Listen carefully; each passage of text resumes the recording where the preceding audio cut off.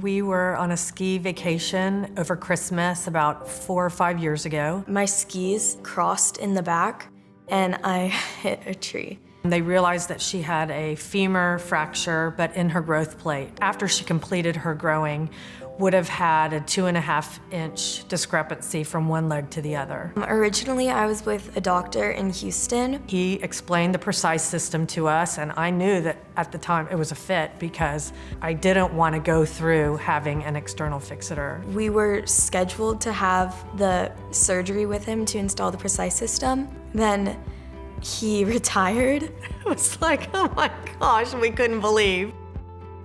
And we asked him if it was your child, what would you do? And he said that he thought Dr. Dahl had a great history with Precice, and that's who he would recommend.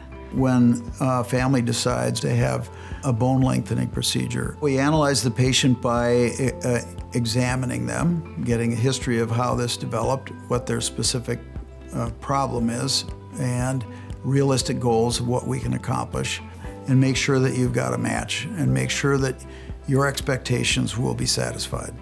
So you can see here this sweet little child has got a short leg, and this right leg is 3.5 centimeters shorter than the left leg. We want to do an osteotomy right through this healthy portion of the bone here, straighten the bone at surgery, and then put the rod backwards up inside her femur, lock it in place, and then begin the lengthening about a week later.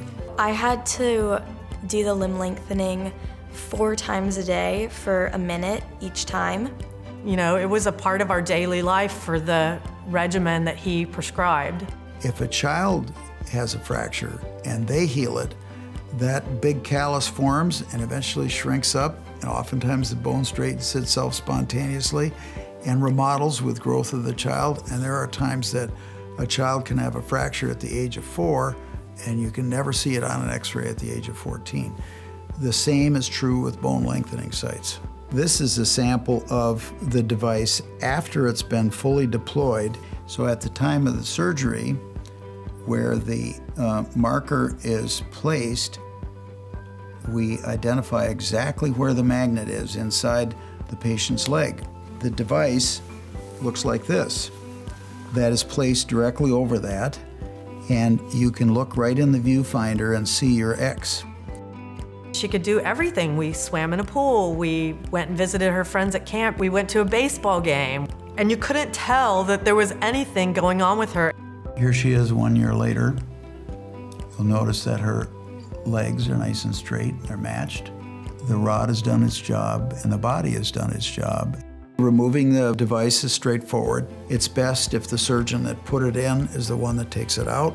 Generally, not too much pain afterwards, generally not too much restriction of activities. Going through the physical therapy, it was a challenge. It was painful, and she didn't want to do it every time because you have to know that it's a commitment. You have to go to the doctor, you have to do the x-rays, you have to do the lengthening even when your child doesn't want to, even when it's uncomfortable. So I would say it's going to be worth it in the end, and now that she's able to, you know, participate in everything she wants to, she realizes that all her hard work paid off. I really love the art. I like singing and dancing and acting. I hadn't done just dance, and I really wanted to try it. Now that I've had the surgery, it's just so much better. It's changed my life.